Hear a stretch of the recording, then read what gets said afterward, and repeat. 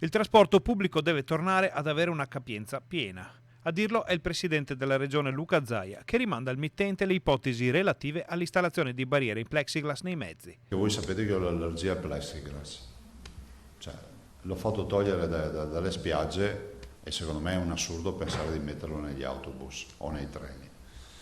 Mi spiego, continuo a dire, se il 13 aprile tu significa per me governo e parti sociali, fate un accordo per far sì che i lavoratori possano lavorare fianco a fianco nei processi produttivi con la mascherina. Non capisco perché gli stessi colleghi che lavorano a fianco in una catena di montaggio, in un processo produttivo, in autobus non possono starci con la mascherina.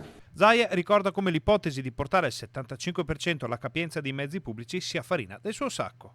Io sostengo una cosa, che la comunità che viaggia di pendolari è una comunità che da un punto di vista epidemiologico, sanitario, perché chiunque prende un mezzo pubblico riconosce le stesse facce tutte le mattine, no?